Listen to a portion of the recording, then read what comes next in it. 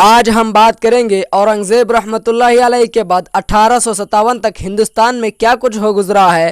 مختصر سی تاریخ آپ کے سامنے پیش کرنے جا رہے ہیں۔ سن 1707 عیسوی میں اورنگزیب رحمۃ اللہ علیہ کے انتقال تک ہندوستان میں چین کے بعد اس وقت کی دنیا کی دوسری بڑی حکومت مسلمانوں کے قبضے میں تھی، جس کی وسعت کی نظیر پوری تاریخ ہند میں اشوک کے بعد کسی کے زمانے میں نہیں ملتی تھی۔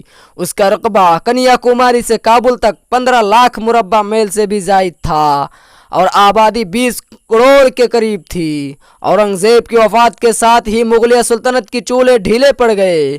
اس کے بعد آنے والے اس کے جانشینوں میں عالمگیر سا جذبہ اور انتظامی ملکہ نہ رہا۔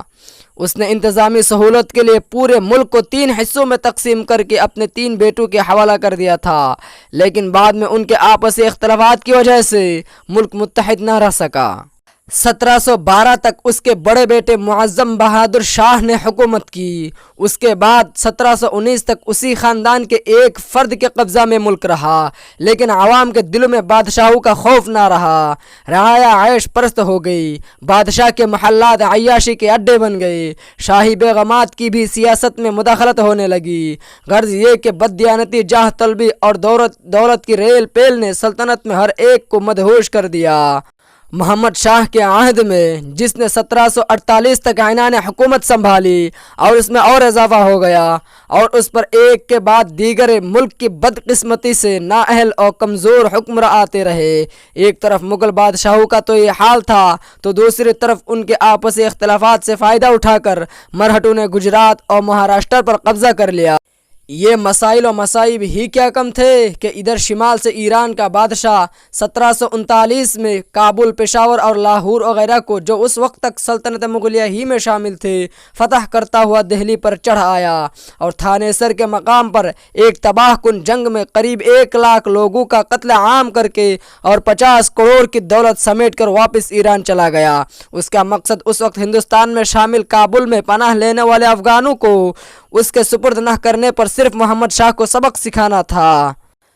بس اب کیا تھا، ملک کے مختلف صوبوں کے گورنر اور نواب بادشاہ دہلی کے خلاف جری ہو گئے۔ بہار، اڑیسہ، سندھ، دکن اور کشمیر وغیرہ میں الگ الگ خود مختار ریاستیں قائم ہو گئی، اور انگریز بھی 1757 تک بنگال اور 1764 تک الہ آباد وغیرہ پر قابض ہو گئے۔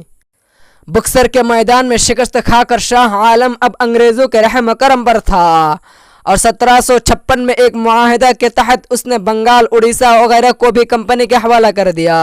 اس کے بعد دہلی کے امور سلطنت میں مرہٹوں کا عمل دخل بھی بڑھ گیا، جو بڑھتے بڑھتے یہاں تک پہنچ گیا تھا کہ اس طرح ان کا فوجی اثر و سیاسی زور آہستہ آہستہ پورے ملک میں نہ پھیل جائے۔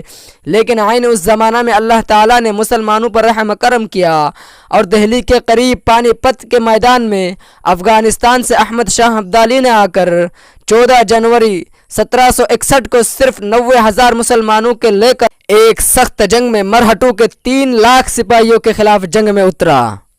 مرہٹوں کے 2 لاکھ سپاہیوں کو نیند کی آغوش میں سلا کر ایک بہت بڑی مصیبت سے مسلمانوں کو کچھ ہی دنوں کے لیے صحیح محفوظ رکھا۔ کشمیر، سندھ اور پنجاب کا اپنی مملکت میں الحاق کر کے اور باقی سلطنت شاہ عالم کے حوالہ کر کے خود واپس افغانستان چلا گیا۔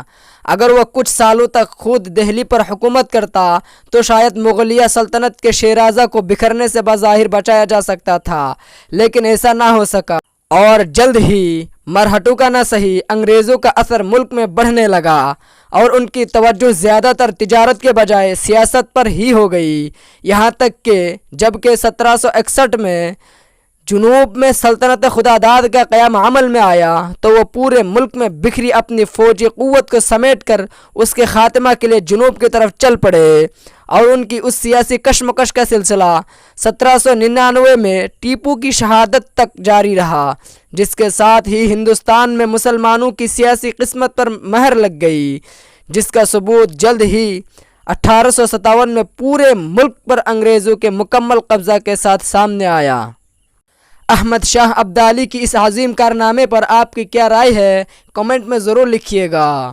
اگر ایک انسان ہونے کے ناطے آپ کو اگر میری ویڈیو پسند آئی تو لائک اور شیئر ضرور کیجیے گا۔ چینل میں نئے ہیں تو سبسکرائب، اور اگر فیس بک پیج میں ہے تو فالو کا بٹن ضرور دبائیے گا۔